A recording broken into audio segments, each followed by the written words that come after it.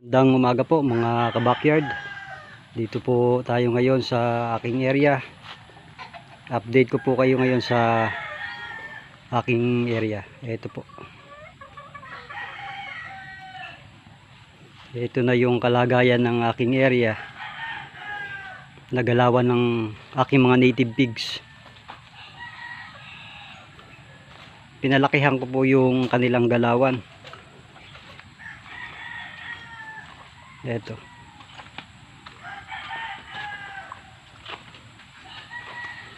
Dati na may hati rito, hanggang dito lang siya sa may boundary. Ngayon, inopen ko na. Tapos binakuran ko po ito pahaba hanggang dun.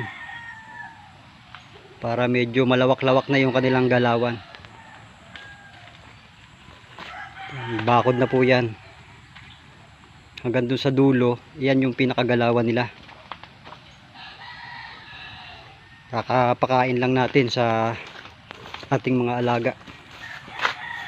Ito, ipakita ko po sa inyo. Busy sila kumakain.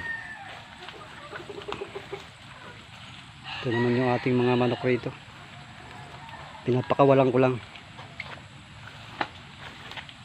Ito yung ating mga alagang native pigs.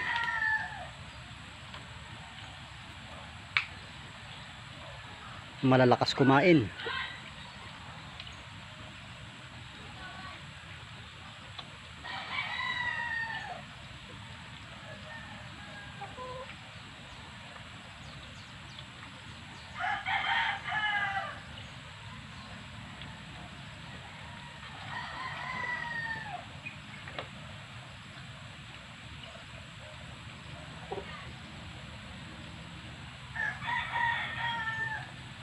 Malawak-lawak na yung kanilang galawan kahit papano. Diretso po yan hanggang dun sagad. Mas malaki na yung galawan nila kaysa sa galawan ng tao. Halos 3/4 na ng area ay sa kanila.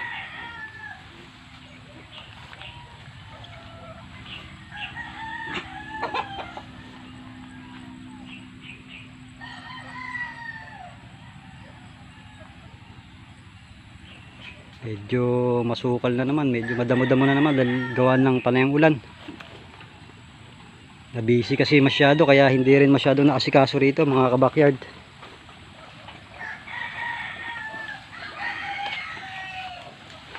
Pero yung mga alaga naman natin dito, hindi naman napapabayaan. Ito yung aking bagong kuha. Siguro mga 3 weeks pa lang dito sa akin to. Malaki-laki na rin siya.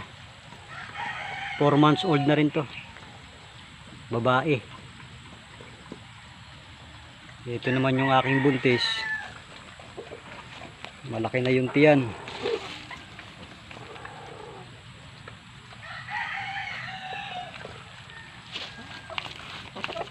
Ito siya. Yan po.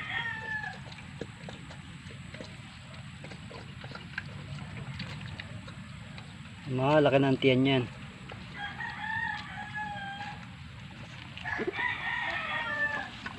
Ito naman yung brown. Ito yung barako. Yan. Tumaba na rin. 7 months old na po yan. Itong lumalaga na buntis ay 1.5 months na po na buntis siya. Ito yung aking inay. Ngayon malaki na yung tiyan, halatang halata na.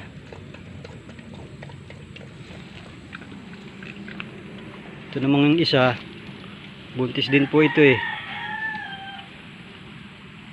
pero hindi gaano kalakihan yung kanyang tiyan. Siguro ay konti lang yung laman.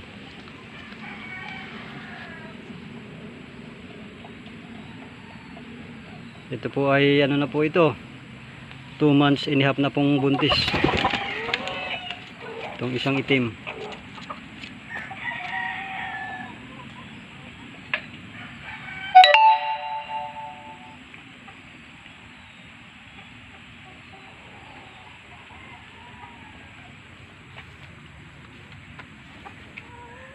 Yan. Yan siya.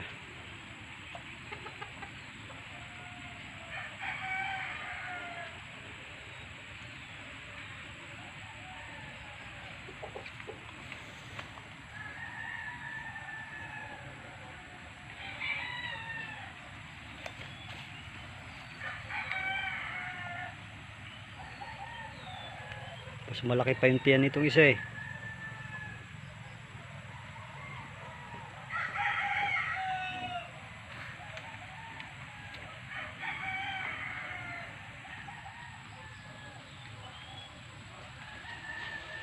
Medyo magulo pa rito sa area. Dami pang mga kalat. Ito sa susunod puputulin ko tong mga saging na to rito para umaliwalas yung area dito. Pero yung mga nandun sa loob, hahayaan ko lang yan para may makukuha tayo na pakain sa kanila. Marami pa namang mga tanim na saging rito kahit dun sa baba. Atin pa rin po yan, yung area na yan.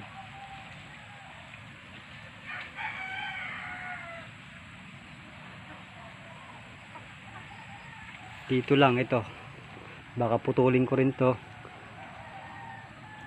para medyo luminis dito at lumawak tingnan. Balak ko rin kasing maglagay ng asola pan dito mga kabakyard para dagdag tipid sa ating mga pakain, sa ating mga alaga.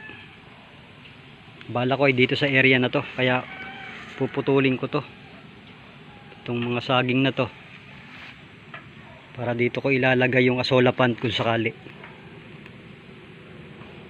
Kailangan kasi to para makatipid tayo sa pagkain, dahil ang ating mga alaga hindi naman pa konti yan, padami yan. Tulad ngayon ay may 2 buntis na tayo ritong alaga, kaya habang konti pa lang sila i-ready na natin na magano tayo ng mga pagkain nila, mga alternative na pagkain para makatipid.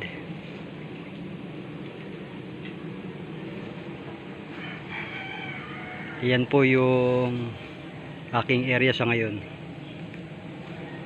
Kung titingnan nyo, lumiit po siya kasi puro bakod na po, binakuran na po para yung galawan mismo ng mga baboy, yan na po yung galawan nila mismo. Yung baba na po na yun atin pa rin naman po yun, nakabakod din po yun, paikot po yan dun sa baba, may bakod din po yan dyan sa may baba.